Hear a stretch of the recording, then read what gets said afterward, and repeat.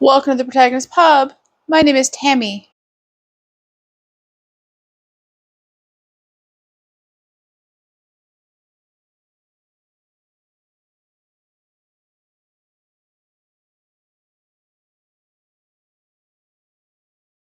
And this is where characters gather.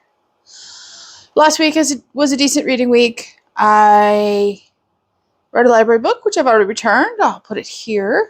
It was Royal Affair by Alison Montclair. It is book 2 in the Bainbridge and Sparks series. It was quite enjoyable. Bainbridge and Sparks are two women that run a matchmaking agency in post-World War II London. And this time they were contacted by the palace to handle an alleged threat to the potential engagement, of Princess Elizabeth to Prince Philip. This was everything I wanted it to be. It was quite enjoyable. I will definitely be continuing this series. This was an easy 5-star for me. It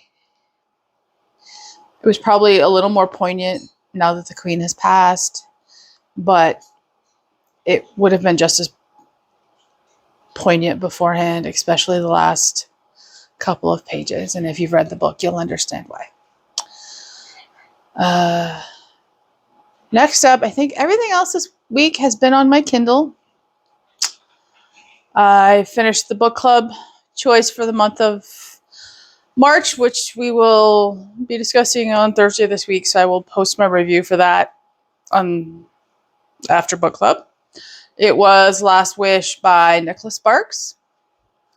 Then I read Buried in a Good Book by Tamara Berry. It is the first in the By the Book series. If I did not have books 2 and 3 on NetGalley, or from NetGalley, I would have DNF'd this book, and I would not be continuing. There are multiple grammatical errors in this book. I can overlook 1 or 2. Happens to the best of us. Multiple in a published work is just laziness. Grammatical errors aside, there are other problems with this book. There is no smooth transition between scenes. Tess, who is our protagonist, is in one scene, talking, doing whatever. The very next paragraph, not the next chapter, not the next page, the next paragraph, she's somewhere else doing something else, and you have no idea. It goes from to, X, Y, and Z happened. What? It happens consistently throughout the book. It is so incredibly frustrating.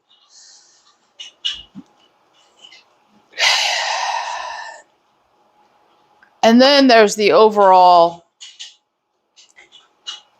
overarching mystery here. So, backstory is Tess is a highly popular thriller author, and she escapes to upstate Washington to spend the summer in her grandfather's cabin that she just inherited that's off the grid. She takes her teenage daughter Gertie with her to help them both recover from the divorce. And immediately weirdness happens. Chapter 1, there's a dead body and things are blowing up and it's raining body parts. They land on Tess. It just gets more outlandish as the story goes on. For heaven's sakes, There's an exotic animal smuggling ring in upstate Washington. And they're keeping them in the woods because, that's where one generally keeps tigers and cobras and toucans. There were the entire plot. They're suspending disbelief to enjoy a good story. And then there is just the improbable that is masquerading as a story. And believe me, this book is the belle of the masquerade ball. It is just one improbability after another. There is a good point in this book, however. And that good point is named Tess. Or not Tess, I'm sorry. Gertie, the 14-year-old child, who is funny and clever and witty and sarcastic and steals the scene time after time after time. She is more intelligent than her mother. This should have been a young adult cozy mystery starring Gertie, and Tess could have been the supporting character because Gertie solved the mystery. Gertie figured out the bad guy. Gertie took steps to avoid putting herself in danger when she accurately solved the case. But no, not her thriller mama. So for me, this was a 2-star. Maybe 2.5 if I'm being very generous. But it wasn't an enjoyable Sunday afternoon. And then I read, or will finish today, The House at the Edge of Magic. This was a library book. It's on my Kindle via Libby. It is middle grade. And a street urchin named Tess, not named Tess, I'm sorry, named Nine, is in the process of trying to steal something for her benefactor so that she can continue to, have a roof over her head and eat. And she steals this wee little ornament that turns out to be a house.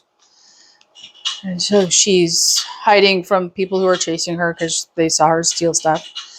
And she pulls out the ornament to look at it and notices that it's a very unique, wonky little house. And she's dreaming, and so she, about, having a house someday and having someplace secure to live. She knocks on the door of this little ornamental house. And suddenly the house is no longer ornamental. It squeezes itself into the alleyway where she's hiding. And it is now 8 or 11 stories tall. And she very cautiously knocks on the door of the actual house. And then that's where the story takes off. It is a fun, enjoyable middle read. And unless something goes really, really wonky, it will probably be a good solid 4 stars this afternoon. I am halfway through The Hobbit. Got a little sidetracked this weekend. That's okay. I will finish The Hobbit here tomorrow, if not today. So I'm enjoying The Hobbit so far. I think one of the challenges is that I know the story so well that I'm anticipating what's happening, and there's no joy of discovery. It's a minor point. It's not going to prevent me from finishing it. So that is what I read last week. I'm going to finish The Hobbit. I'm going to finish The House at the Edge of Magic this week. I'm going to read the Amanda Dykes book I picked up at the library this weekend. And I'm probably going to read A Subtle Knife by Philip Pullman this week too. What are you reading this week? What are you looking forward to reading? Please comment down below. And I look forward to your comments. Please like and subscribe and share this video. And I will see you here next time at the Protagonist Pub.